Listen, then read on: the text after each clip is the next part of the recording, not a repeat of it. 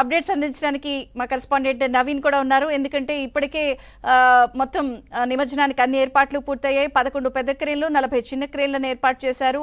అనుక్షణం నిఘా నేత్రంలో కొనసాగబోతోంది. ఊరు వాడ గల్లీ కాలనీలు అన్ని చోట్ల విశిష్ట పూజలు అందుకున్నటువంటి గణనాథుడు మరి కాసేపట్లో తల్లి గంగమ్మ ఒడికి చేరుకోవడానికి సిద్ధమవుతున్న వేళ. Naveen, updates please.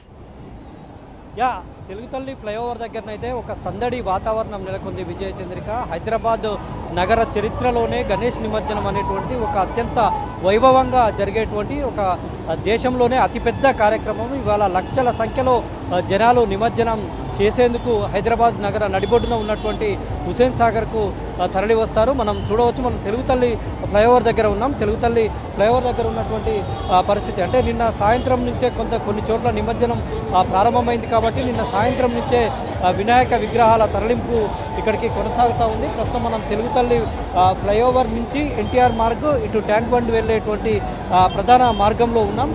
ఖైరతాబాద్ గణేశుడు కూడా ఈ మార్గంలోనే కాసేపట్లో అక్కడ పూజలు పూర్తయిన తర్వాత కాసేపట్లోనే ఈ మార్గం ద్వారానే ఇక్కడికి చేరుకోబోతున్నారు. దాదాపుగా 2.5 కిలోమీటర్ల మేర ఖైరతాబాద్ గణేశుడు ఈ మార్గం ద్వారా ఇక్కడికి క్రేన్ నెంబర్ 4 వద్దకు చేరుకుంటారు. అయితే గణేష్ నిమజ్జనం అనేటువంటిది హైదరాబాద్లో అత్యంత వైభవంగా జరిగేటువంటి ఒక ఆధ్యాత్మిక వేడుక అని చెప్పుకోవాలి.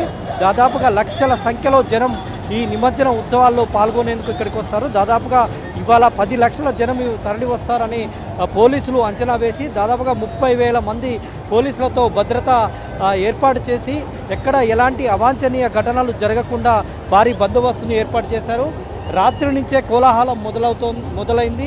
మనం చూస్తున్నాం, నిన్న సాయంత్రం మండపాల నుంచి తరలించేటువంటి విగ్రహాలు ఒక్కొక్కటిగా ఇక్కడికి తరలి వస్తున్నాయి. నృత్యాలు, డ్యాన్సులతో, ప్రత్యేక ఆకర్షణలతో గణనాథుణ్ణి ఇక్కడికి తీసుకొచ్చి నిమజ్జనం చేసేందుకు భక్తులు భారీ సంఖ్యలో తరలి వస్తూ ఉన్నారు.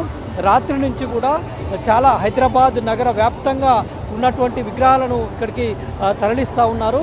అయితే ఈసారి కొంత తొందరగానే నిమజ్జనాలు ముగించాలన్నటువంటి ఉద్దేశంతో అధికార యంత్రాంగం కూడా ఉంది. ఎందుకంటే ఇవాళ మధ్యాహ్నం లోపే 12-1 గంట మధ్యాహ్నే ఖైరతాబాద్ గణేష్ విగ్రహాన్ని నిమజ్జనం చేయాలనేటువంటి ప్రణాళికలతో అధికారులు ఉన్నారు. ఎందుకంటే ఇక్కడ ఖైరతాబాద్ గణేష్ నిమజ్జనం అనేటువంటిది ఒక పెద్ద కార్యక్రమం కాబట్టి ఎలాంటి ఘటనలు జరగకుండా భారీ బందోబస్తు ఏర్పాటు చేశారు. తర్వాత అధికారులు కూడా మొత్తం ఫోకస్ అంతా కూడా ఖైరతాబాద్ గణేష్ నిమజ్జనం మీదనే పెట్టినటువంటి పరిస్థితి ఉంది. ఎందుకంటే ఆ గణేశుడు బయలుదేరిన దగ్గర నుంచి నిమజ్జనం అయ్యేంత వరకు లక్షల సంఖ్యలో జనాలు తరలి వస్తూ ఉంటారు కాబట్టి ఆ మేరకు భద్రతా ఏర్పాట్లు కల్పించాల్సినటువంటి అవసరం ఉంది. కాబట్టి ఇది ఒక అధికారులకు ఒక సవాల్గా ఉన్నటువంటి విషయం. అందుకనే ఖైరతాబాద్ గణేశుడు నిమజ్జనం అయ్యేంత వరకు కూడా అధికార యంత్రాంగం అయితే చాలా అప్రమత్తంగా ఉంటుంది.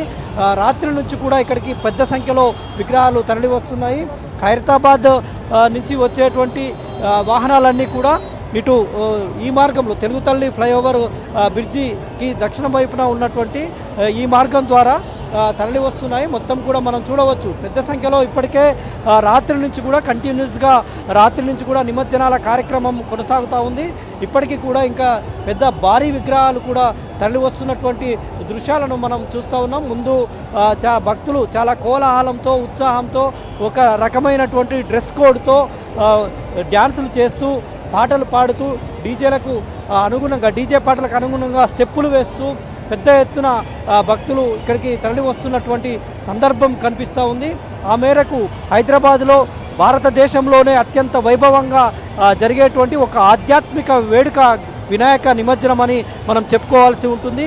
కాబట్టి ఇక్కడ హైదరాబాద్ నగరవాసులే కాకుండా చుట్టుపట్టు ఉన్నటువంటి తెలంగాణ జిల్లాల నుంచి కూడా పెద్ద సంఖ్యలో జనం ఈ ఆధ్యాత్మిక వేడుకను చూసేందుకు పెద్ద సంఖ్యలో తరలి వస్తారు. కాబట్టి అంతటా కూడా నగర వ్యాప్తంగా కూడా ట్రాఫిక్ ఆంక్షలు విధించారు. ఇక్కడికి వచ్చేటువంటి వాహనాలను 3 కిలోమీటర్ల దూరంలోనే పార్కింగ్ స్థలాలను ఏర్పాటు చేశారు. ఇటు ఖైరతాబాద్ నుంచి వచ్చేటువంటి వాహనాలను అక్కడే పార్క్ చేసి ఆ విధంగా ఎక్కడికక్కడ పార్కింగ్ ప్రదేశాలను కూడా ఏర్పాటు చేసి అక్కడి నుంచి 3 కిలోమీటర్లు ఇక్కడికి నడిచి వచ్చేలా, అంటే ఈ ప్రాంతానికి బయట వాహనాలు ఓన్లీ నిమజ్జనం కోసం తెచ్చే వాహనాలను తప్ప ఇతర వాహనాలను అనుమతించేటువంటి పరిస్థితి కూడా లేదు. ఆ మేరకు ఏర్పాట్లు చేసినటువంటి దృశ్యాలు మనకి ఇక్కడ కనిపిస్తున్నాయి. మనం చూస్తున్నాం ఇంకా కోలాహలం రాత్రి నుంచి కోలాహలం కొనసాగుతుంది.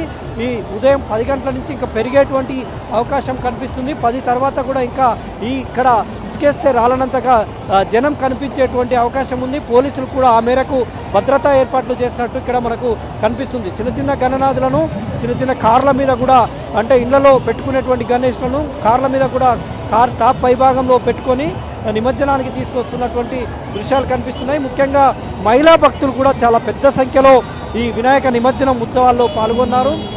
ఎక్కడైతే టస్కర్ వెహికల్స్ ఉన్నాయో వాళ్ళ అక్కడ దాని మీద ఉన్నటువంటి ముందు భాగం వెనుక భాగంలో వినాయకుని ముందు భాగంలో నృత్యాలు చేస్తూ మహిళలు కూడా ప్రత్యేక ఆకర్షణగా నిలిచారు.